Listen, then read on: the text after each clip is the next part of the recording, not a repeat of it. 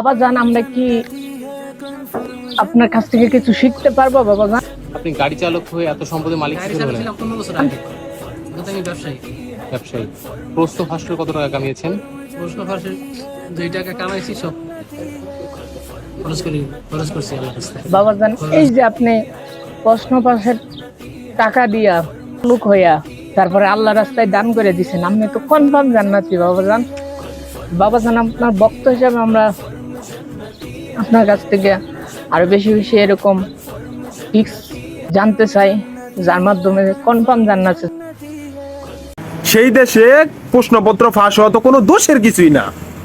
চোর হইলে ইমানদার আছে। প্রশ্নপত্র আগেও ফাঁস হইছে, এখনো হইতাছে, ভবিষ্যতে হইব, তাতে কোনো সন্দেহ নাই। মালে আসেন, দুনিয়া 2 দিনের।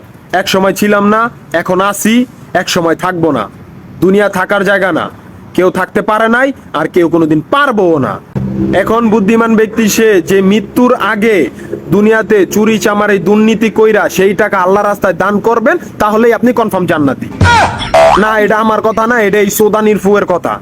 হ্যাঁ, প্রশ্ন ফাঁস করে সেই টাকা আল্লাহ রাস্তায় দান করবেন, দুর্নীতি করে সেই টাকা আল্লাহ রাস্তায় দান করবেন, মা বা ভাই বোন আত্মীয় স্বজনের হক মাইরা সেই টাকা আল্লাহ রাস্তায় দান করবেন। গরিবের উপরে জুলুম, গরিবের উপরে অত্যাচার কইরা জায়গা দখল কইরা সেই জায়গায় রিচার্জ করবেন, রিচার্জ করে ফ্যাক্টরি করবেন, সেই টাকা দিয়ে কয়দিন পর উমরা হজ করলেই আপনি কনফার্ম জান্নাত। জান্নাত আর জান্নাত নাই রে ভাই। জান্নাত সিলেটের আলমারি খুললাম আর ঢুকিয়া গেলাম জান্নাতে। আরে সুদানির ফোয়া, আঙ্গুল নিজের পুটকিতে দেশ আর মাইনছের পুটকিতে দেশ। আঙ্গুলে গুই বর্ব, ঘি বর্ব না। দুধ বেচা মদ খাও আর মদ বেচা দুধ খাও, খাওয়া একই কথা।